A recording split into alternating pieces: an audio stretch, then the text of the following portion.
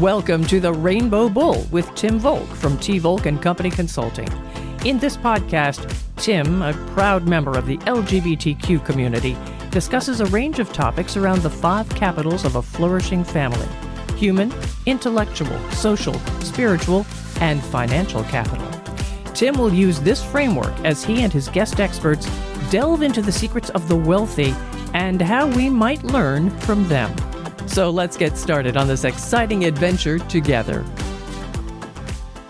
Parents usually have high hopes for their children, and maybe high expectations, but life happens, and parents and children both may need to adapt to reality. In this show, your host Tim Volk talks with author Wesley Davidson about her book, When Your Child is Gay, What You Need to Know. And the title only scratches the surface of the topic that Tim and his guest will tackle today. So Tim, tell us more about Wesley and how you two met. Oh my God, it's so fun. You know, life, you never know when you're going to meet somebody new. And I just love that. And so we have a mutual friend, Suzanne Curry, who I was telling one day that I was being encouraged by my brethren to lean into the gay community on my practice and try, because, one of my friends who's a leading advisor, he lives in Jackson, Wyoming, but he's really Swiss. And he speaks 5 languages, but he acts like a cowboy. Well, he is a cowboy, but he just also is kind of funny. He's like, what you need to do, Tim? What you need to do is you just need to be the gay guy we call. Be the gay guy to call. And I just started laughing about it. And then one day when I was talking to a mutual friend of ours, Suzanne, she's like, you know what, Tim? I love the idea. And I think what you need to do is you need to meet a friend of mine. You need to meet Wesley Davidson. I'm going to connect you to. And so lo and behold, we made this wonderful, thoughtful introduction. I don't know, we just clicked. I think that it's been a delight to get to know Wesley, and I thought that it would be wonderful to have her perspective on the show.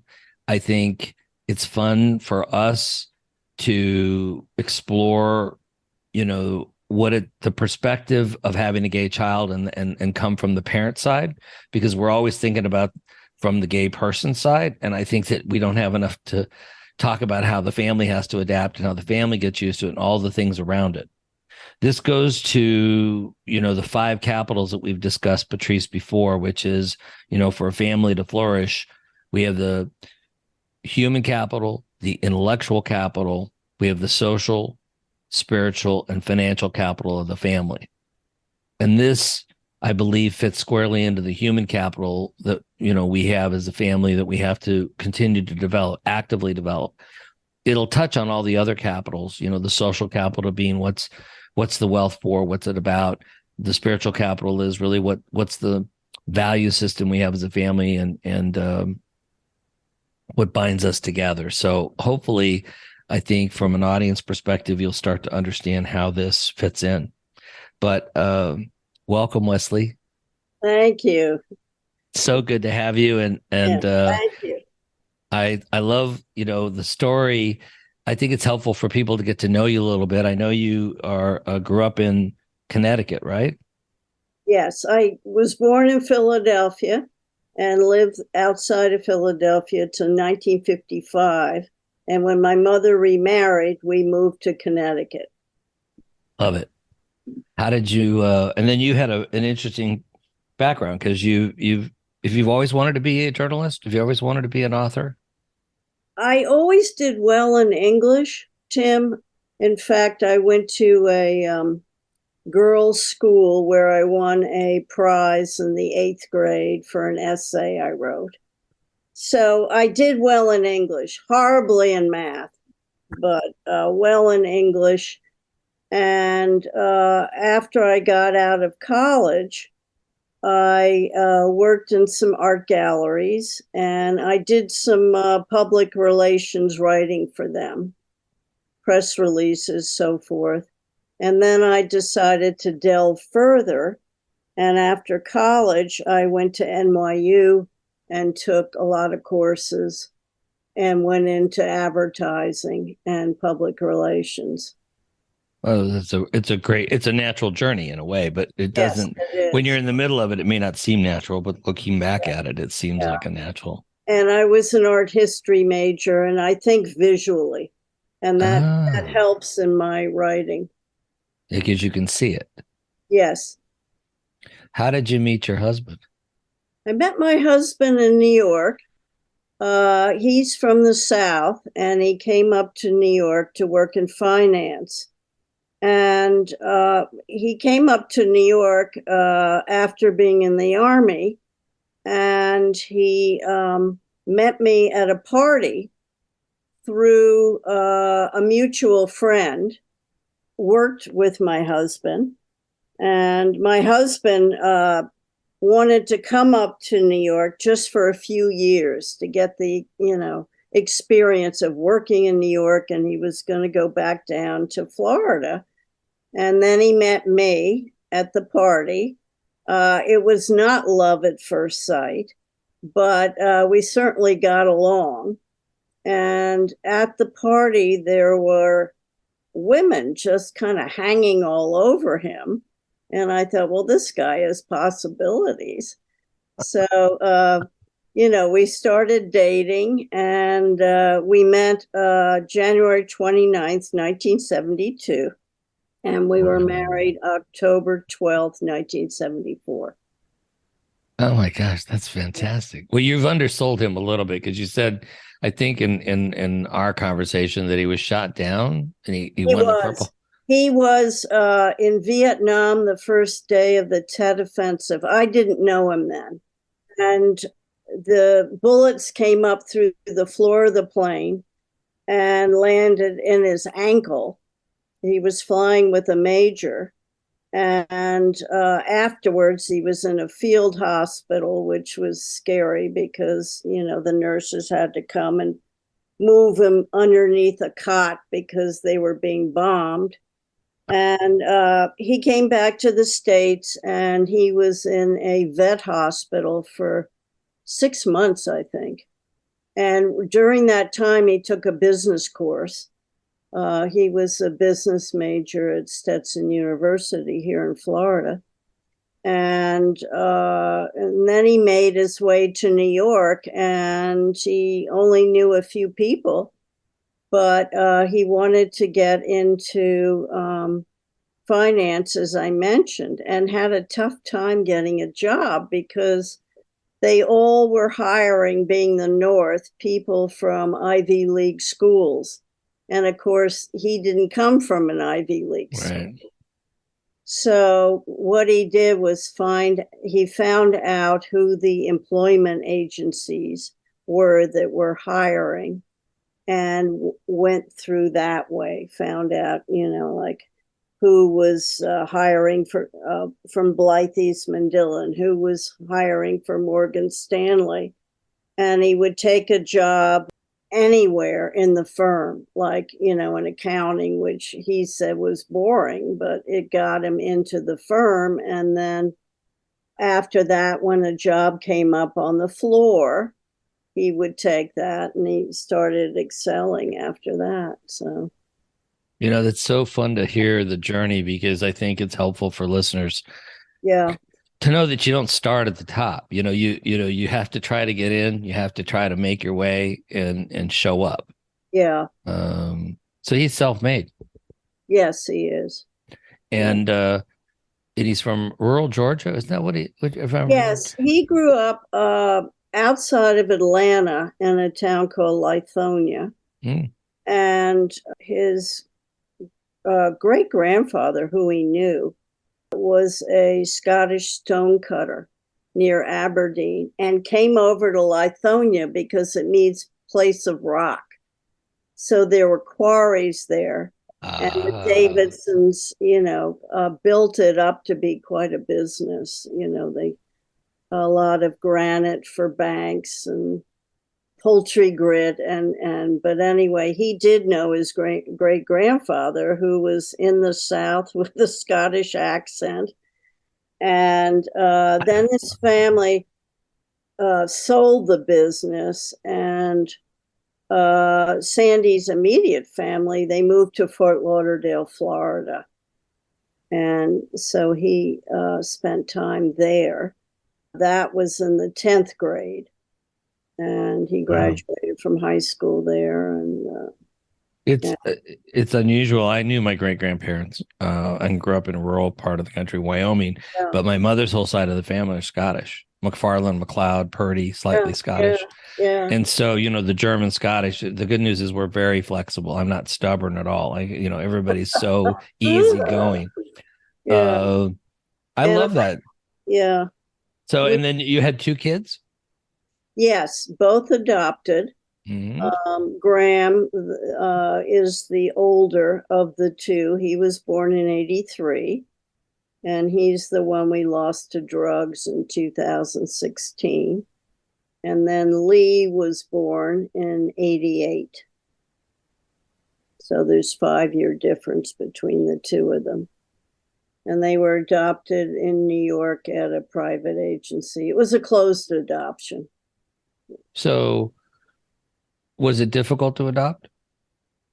Um, Do you remember? it was the first time they really check you out, and you have to have letters written, and we thought at that time we were told we could only get one child.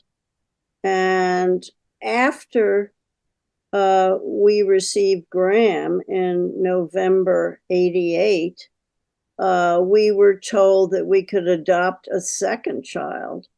So that's why we were able to adopt a daughter. Oh, wonderful. Yeah, yeah. So, did they have a normal childhood? Yes, I think they did. We moved from the city to Westchester County in Chappaqua, New York. We were about 45 minutes from my mother and my sister, who lived in Connecticut.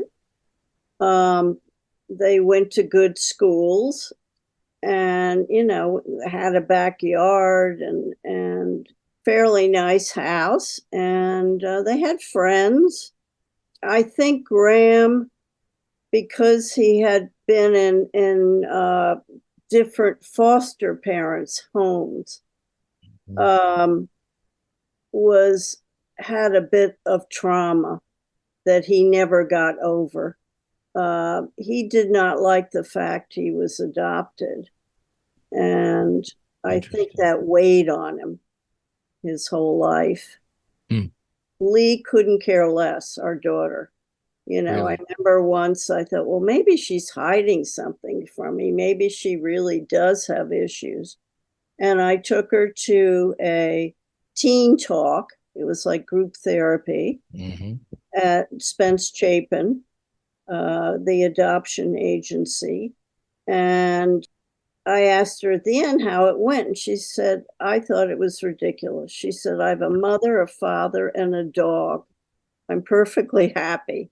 So, I mean, that's the difference between the two children. Wow. Right there. Yeah. When did you know Graham was gay? I found out through a letter that he had written. He never actually came out and said it. Okay.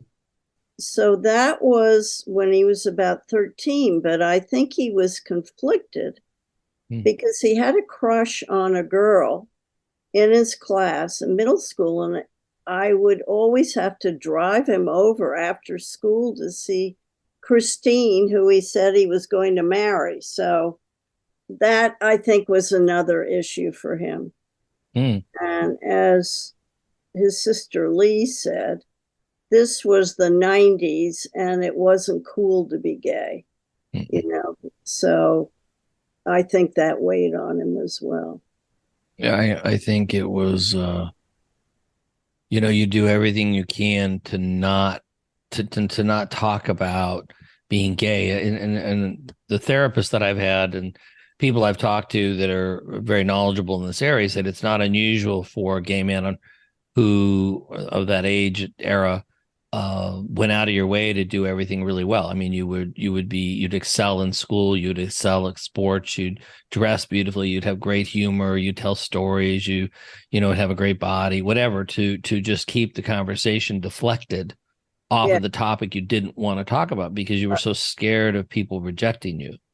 So I think that probably I think feeds into it. And then So go on, tell me a little more. So how the evolution of Graham, like I know there was a parallel path about him being gay, and then also he discovered, was it alcohol or drugs, or what did he just, how did his I think, addictions? like most people that I've read about, they start with alcohol and marijuana. Okay. And um, At a Lee, young age? apparently, in middle school. Oh. Now it was the thinking back in the day when he was in middle school that he had ADD without a hyperactivity, but they wanted him to be on Ritalin. So he was taking Ritalin. And according to Lee, I didn't know this, he was going to school with ecstasy, cocaine, and alcohol. And what he was doing, which I didn't realize, he was siphoning off vodka out of a bottle we had. And we thought, and my husband was marking the label, saying that it was going down, down, down. But we thought the cleaning service we had were the people that were drinking vodka. So we never said anything. But Oh my God. I know. Poor cleaning people. But I know. I know. so then how did you know it was him? Lee told me later. I was interviewing Lee for the book that I'm working on now.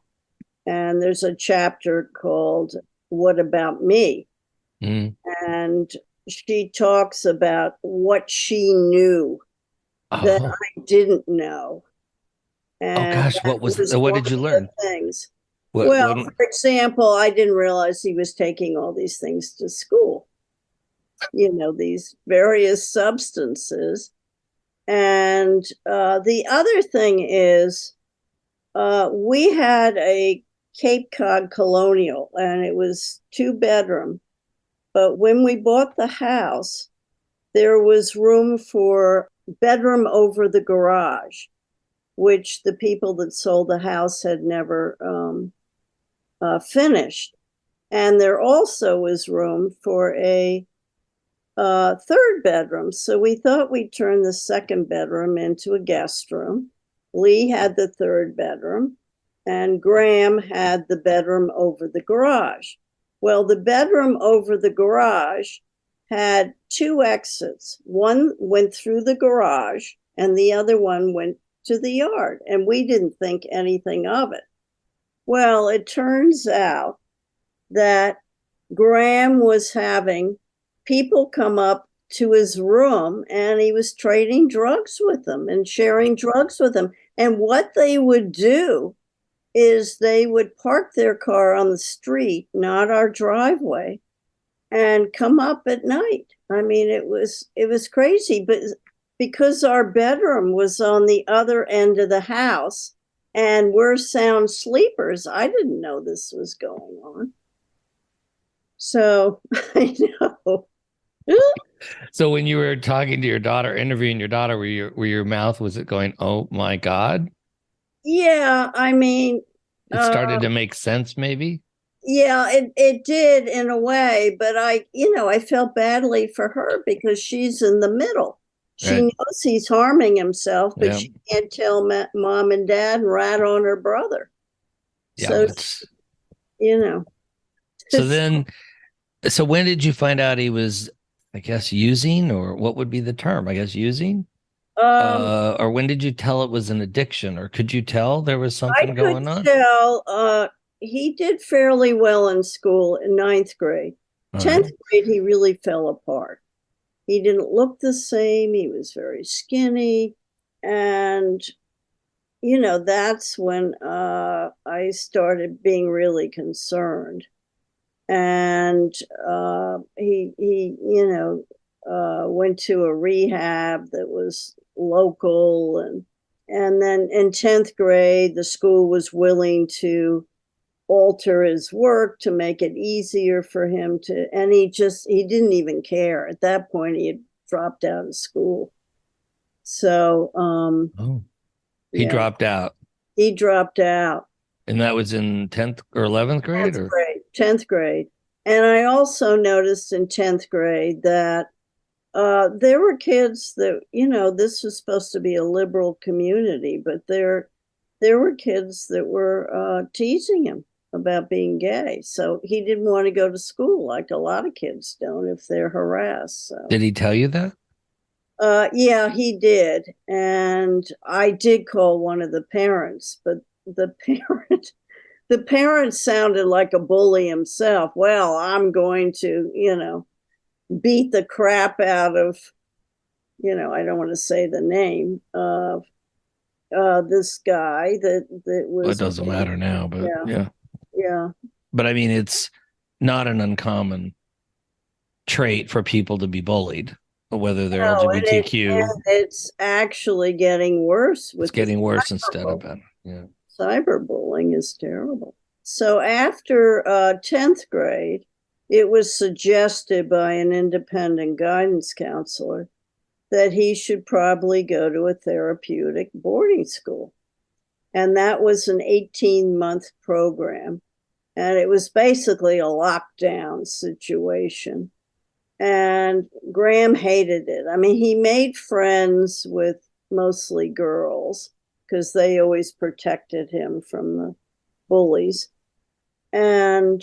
But, there were court-ordered kids there, and Graham was not court-ordered. And so he didn't like it. And I think one of the reasons he didn't like it, just kind of wax psychological, but I think he felt like he was being given up again, like adoption. Here we go again. I see. There's something wrong with me and people can't cope with me, and that's why I'm being sent away again. Then he stopped using for the 18 months? Well, yeah, there's no way you could use it at school. I mean, So then he gets out. He gets out, and I'm fast forwarding this because it's. He gets out, he comes home, and the first night he's off to New York with his friends that he hasn't seen in a long time and using ecstasy, So he's back. He's back, with all this. So did you and your husband, I know this is a stupid question. I'm sure you tried to intervene. You told me you sent him to rehab. You did all these things, right? Multiple rehabs. As Graham said, we threw money at it, but did it work? No, it didn't. But it's not unusual to go to a lot of rehabs. But I think part of the problem is, I've got some statistics that if you start using drugs, substances, before you're 21, your chances are greater of developing a real substance abuse disorder.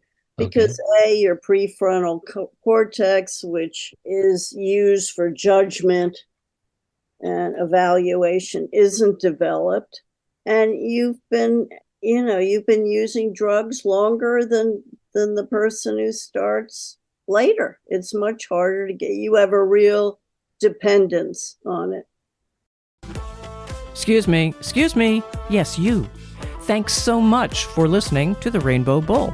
We hope you're enjoying it so far. And if you have any questions or would like to talk more about this topic, you can find us at www.tvolkco.com. And all our social media platforms are listed in the show notes. So the rehabs didn't work. He comes out of rehab, and he decided he wanted to leave home. I mean, he obviously had a welcoming home. Yes. But at some point, you guys, what did you learn about this? What would you like to tell other parents or other siblings? I think you really have to investigate where you're sending your child. I mean, most of these rehabs are 28 days. They're in the middle of nowhere, so they're sequestered.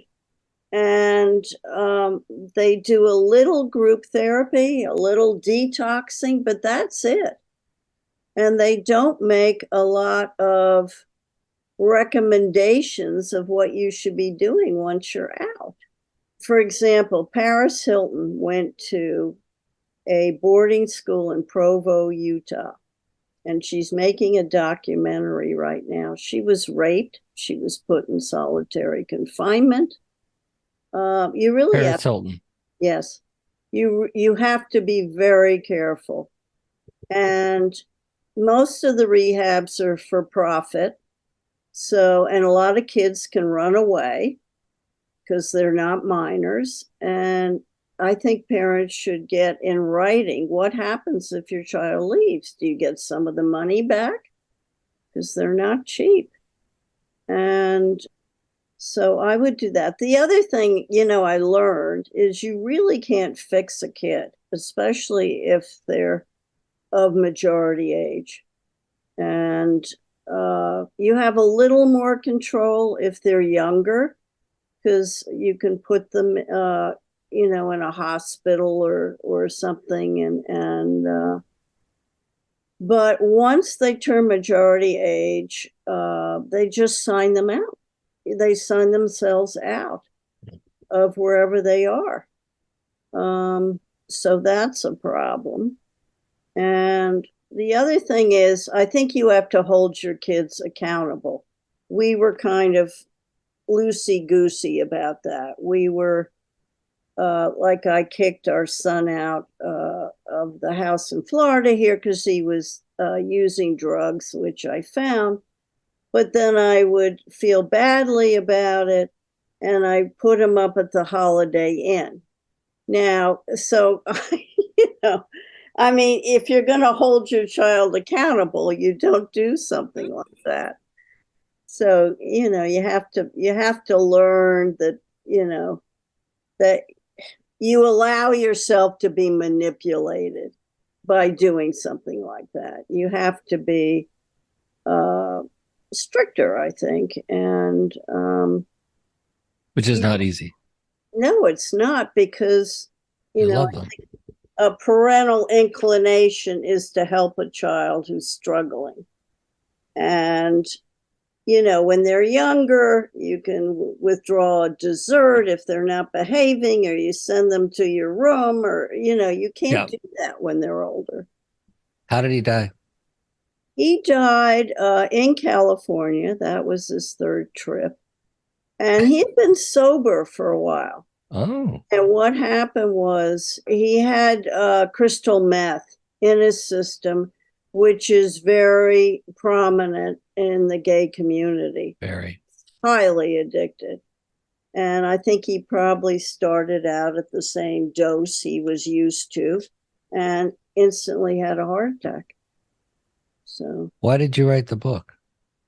I wrote the book because I couldn't find the book I wanted, but this is going back in the 1990s. Okay. And the books I found at Barnes and Noble, they didn't even use the word gay.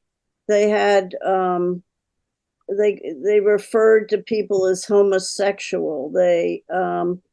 So I figured if I had issues, other parents must as well. And so I wrote the book, and I found a psychiatrist who happens to be gay. Mm-hmm. And so I wrote from a parent's point of view, and I correlated the chapters with the different issues that were raised. So I interviewed LGBT people who were under 40, because I figured the ones that were over 40 would have different experience than the younger ones. Right. And I would get their impression of how they worked through an issue that was addressed in that chapter. And then the psychiatrist would comment at the end of each chapter in a section called "The Doctor is In," and he would give the takeaway message. Mm-hmm.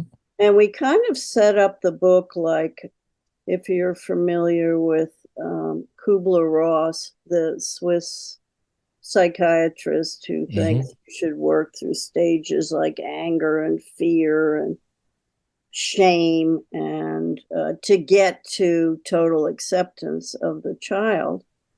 And so we set it up like that. And it was an interesting experience. And in writing the book, I saw the connection between the gay population and the high usage of drugs.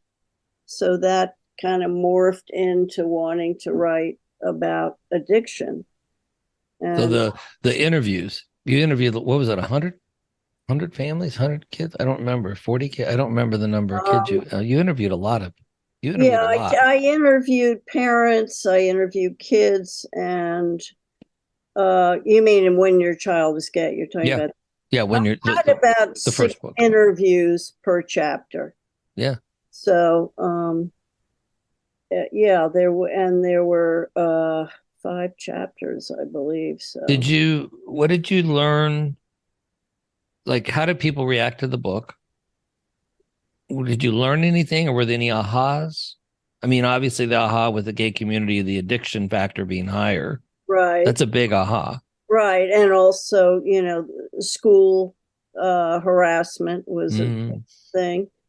But the other thing I found out was there's a higher, what they call comorbidity, a higher incident of mental health conditions that gays have. And when I say gays, I mean lesbians and bisexuals, and certainly transgenders really have problems with suicide. Yeah. And so, yes, and, now I just saw in the New York Times about the mental health of kids now, and not just gay kids, but in general. The emergency room visits are just, I mean, if you want to hear, I'll just quickly tell you, is up 4.8 million to 7.5 million from 2011 to 2020. So, and 6 to 24-year-olds are coming in to the emergency room. The emergency rooms used to be for, you break your leg or you have a crash or something, and now they're coming in for mental health. So I think one of the things I wanted to ask, and I know it's a delicate thing, is that you can speak to loss in a very unique way. I don't think any parent should ever lose their child. It's just not the natural order way we think of things. It's not how we do estate planning. It's not how we all are geared to think. So can you speak to the loss? Can you just tell people? I know you had a cute story about, you said people were wonderful between the death and the funeral. Well, I think there's this whole phenomenon now because kids are predeceasing their parents' death because of fentanyl and these other drugs.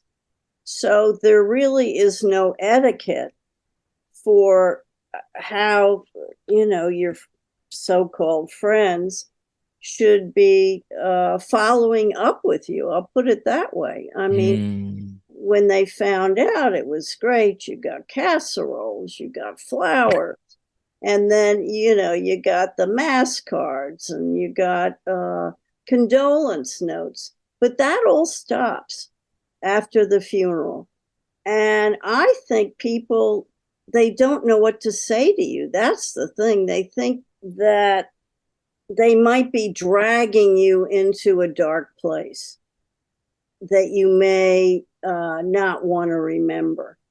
And I think it's the opposite. I think they should be supporting you and talking to you. And also it keeps the person who's dead alive. And I like that. Yeah. It's and the other thing is, in the first book I wrote, Kubler-Ross has definite stages and feels that you can come to total acceptance of a loss. I feel, just writing the second book, I don't feel that way. There's something called ambiguous loss. Okay. And she's a PhD. Her name is Pauline Boss. She's written papers about this. And to me, I think the loss goes on forever. And you just have to deal with it daily and work it into your life. There's probably not a day goes by where you don't think about Graham. No, I don't. And just, I kind of keep him alive. Like I watch Wheel of Fortune because that was his favorite show, or I listen to James Taylor on the radio because he liked him. And and Lee does the same thing. She's got he really likes Snoopy, and he's buried with Snoopy, his stuffed animal. She's got a Snoopy tattoo on her. She's got his initials and the date he was born on her leg. And, I think that's her way also of keeping him alive. So he was a very good looking, you told me he was very good looking. Oh, he's very handsome. And smart when he wanted it. He was very clever, obviously more clever than everybody knew, even at a young age. Right, exactly. So I think, when you wrote the book and now you're writing the new book, we're going to touch on the new book in a minute, but is there something you wanted to say to either other LGBTQ people or to the parents that you haven't said after you wrote the first book? I think when you have LGBTQ kids, that you have to let them tell you. I think they know more than you do. So this is reversing the roles, that, you have to listen to them because they know best. And also, I think there's a way to get a gay child to open up. You can't just say, look, I think you're gay, you're not playing football, you're in drama or whatever. I think you can go in through the back door. You can say, oh, I saw this program the other night and it was on gay kids. And do you think this is true? Or do you know anybody at school that's gay? You don't confront them directly, but there might be issues you can discuss together. And also, I think, parents, well, it's in the book too, parents should treat their gay child as they do their heterosexual child. If a child is dating, I think, if Susie, who's heterosexual, is having her boyfriend at dinner, I think you should allow your gay child to bring their boyfriend to dinner so that there's no discrepancy on how they're being raised or feeling ashamed. To show everybody it's okay. Yeah. I think things have changed for the better, but I still think, it's not a one-shot discussion. You have to keep it up and say, how are things in school? And, find out what's going on in their life. I don't think it's a one shot either. I think there's a comfort level that comes with a little more discussion and prep. And I was, unfortunately, I was outed, and my little sister and I talk about it now because she's now with a woman, so she's now lesbian, and so she and I talk. We kind of laugh about it. But the time she outed me to my dad, because she overheard a conversation with my now husband and I talking on the phone, and so the family went nuts. I mean, it's a lot of dynamic that goes on. I've written about it. I've written a couple white papers about this, but the comedy was that we weren't going to go to my grandmother's house for dinner for Christmas, or I think one of the holidays, and she was not happy. So I didn't know how to meeting with my dad and uncle, and just said, look, it's enough. You got to stop. Tim's gay. His boyfriend is John. He's lovely. I want him to come to dinner. I don't want to hear anything more about it. And she had the matriarch of the family kind of laid it down. And I think my dad and my uncle, my family's been very warm and accepting since. But I think as any time it happens, there's I don't want to call it a shock factor, but I think there's sort of a bit of a surprise that when you discuss it. And so even though I'd been dealing with it for many years, you all of a sudden was discussing it. It may be something I want to discuss right now. You could have been having a bad day where your book isn't being done right or something, and it catches you off guard. And so as in human beings say things they shouldn't say sometimes, or we don't react the way we really want to react until you have to process it. So I don't know. I really applaud your willingness to come forward and help others with this. I think you've taken a very dark and sad situation, and I think in Graham's honor, you really have done him proud to reach out and help all of us and help the whole world. And so I'm really excited that you're willing to do and talk about this. But I really want to have you sort of talk a little prep about what you're doing now. What's so exciting about the new project you're working on? I think it's exciting because it's helping parents who are desperate for answers, and they're stuck in the middle of trying to intervene and it's not working. So I'm hoping that the book, which will contain interviews of reformed substance abusers, will lend their knowledge to what helped them get sober. So it's not, it has memoir characteristics, but it's not a straightforward memoir. It's interviews with people who have been affected, other parents who have lost, and what they've learned about the loss. And, but I think it will be helpful. Eventually, I'd like to work with an organization like Bring Change to Mind. If you thought of, do you know that organization? That Glenn Close runs an organization. She has a lot of bipolar disorder in her family, and she has emissaries, if you want to call them, that go into schools and talk to kids about mental illness and that there shouldn't be a shame to it.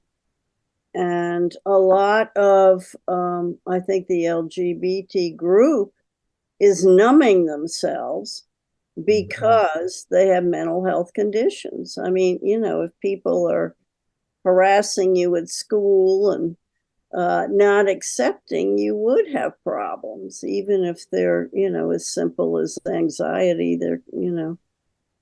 But I think there are more helpful things out there now.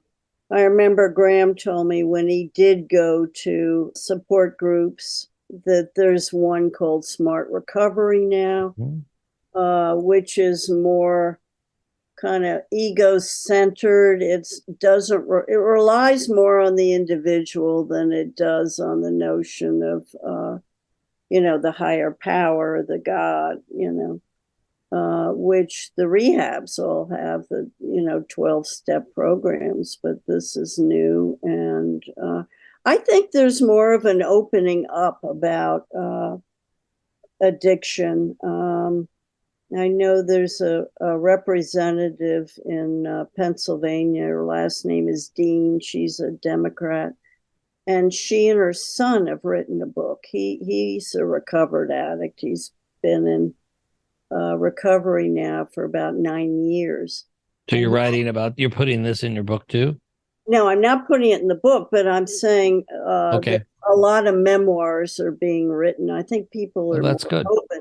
And she's a public figure because she's a representative, a Democrat in Pennsylvania, and she's writing the book with her son, who has been in recovery for a long time. What was Glenn Close's organization again called? Bring Change to Mind. I love that. I can hardly wait because I'd like to have you back to the show to talk about the new book. Okay. When it's ready to go. And, you know, we may. It's supposed to come out in May of next year. I love this. You really, thank you for being such an advocate and helping those people that don't have a voice, and also being there for all of us. You don't know how much it means to me being a a gay man, and I would love you to connect to my mom. I think you guys would have a lot in common. So it's just great in the sense that my great moms, and helping others. So Patrice, what do you think? Anything else we should talk about? Well, I think we definitely need to get Wesley back here for a second part to the series here. Yep. And we also will have, Wesley will have links to your book in the show notes. Yes, Tim? Yep. Okay, definitely that. And then, Tim, if people have questions for you to pass on to Wesley, how can they reach you?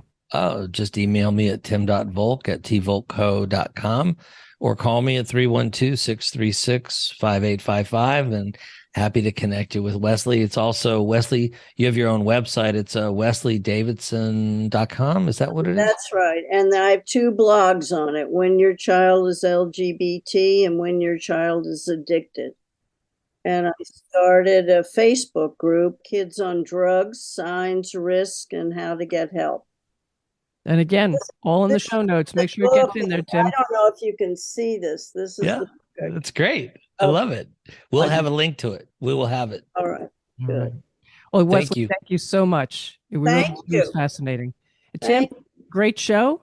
And listener, follow this podcast. Share it with others. You know who needs it. I'm Patrice Sikora. Thanks for being with us.